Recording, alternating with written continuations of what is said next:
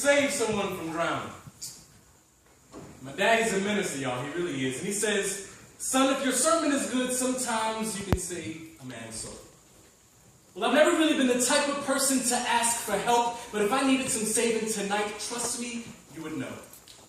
But I won't be sending out an SOS message or interrupting your regularly scheduled programs. I won't be sending you an email, a text message, putting a status on Facebook or on Instagram, but instead you'll find me on a stage. Usually with a piece of paper in my left and a pen in my right hand. My mouth will be wide open and a vein poking out of my neck. My eyes will be shut tight as I focus on every single breath.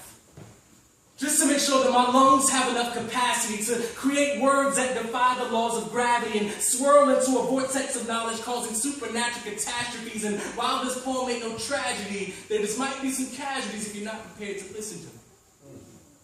You see, I do this for a reason. I write this for those of you with terminal diseases. I write this for those of you who want to have sex but your parents are preachers. I write this for those of you who want to learn but you lack good mentors and teachers. I write this for those of you who love your mama but all she does is scream at you. I write this for those of you who love your daddy although his eyes have never seen you. I write this for those of you who miss getting a good night's sleep after hearing your grandma sing a sweet song to you. I write this for you. I write this for those of you that work so hard to create change, you get frustrated but you still maintain. I write this for you. I write this for those of you whose sexuality is unacceptable until it's received society's stamp of approval. I write this for you. I write this for those of you that want to earn love but don't know that it's already given to you. I write this for those of you who don't have answers yet one is always being forced from you. Y'all, sometimes saying I don't know is a lie, but sometimes saying I don't know is the truth. Look, I write this for you. Been battling poetry until my ink bleeds black and blue. I'm just a superhero, y'all, with a cape made of metaphors, trying to use my words to simply save you. And yes, at some point in time, I may need a little bit of saving. But you see, I've been investing and paying into my bank of poetry account for a while now, so I can afford a little misbehaving. But I'm not into the game of playing with people's minds. And yes, y'all, some of the words in my poems do rhyme, but I've been doing it for a while, so honestly, it just happens sometimes. And yes, the memorization will make a performance good. If I had it with me, I would pick up my book and read every single line to make sure that my messages never get misunderstood. Like I said before, I do this for a reason.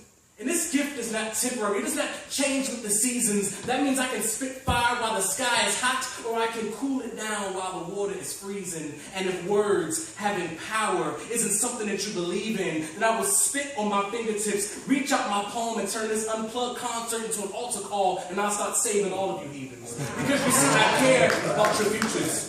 I care about your destinies. I care about your legacies. And honestly, I want y'all to know my name. I want y'all to look up in the sky and say this with me. Is that a bird? Is that a bird? Is that a plane? Is that a plane? You know, it's poetry, and I'm a poet, a social agent of change, piecing letters to words and words to sentences and sentences to sounds, leaping over metaphors in one single bound, powerful enough to spark protests for equality in ghetto communities. Talk slicker than politicians that create policies that grant rich people immunities. You see, I didn't choose to be saved by poetry. Poetry chose me. Poetry crept up inside my mama's womb and poetry started tickling me. I've been speaking in rhythmic patterns since I was probably in grade 3, and I will continue until I'm through.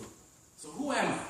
Well, tonight, y'all just know that I'm Tony Keith, a simple superhero with a cape made of metaphors, trying to use my words to simply save you. Good evening, everybody. Hey! Hey! My friends are really talented singers and musicians, and I don't sing. I mean, my car concerts and shower concerts are awesome, but that's just like my But there is a poem that I wrote that you can actually hear on Trey's last project, Finally. I was really, really fortunate that he asked me to be a part of that project. It's on the outro, and it's called Starving Artist. Something that I think is just really important that we know is that this kind of work isn't easy, and artists sometimes don't make a lot of money, but we do it anyway because we're passionate.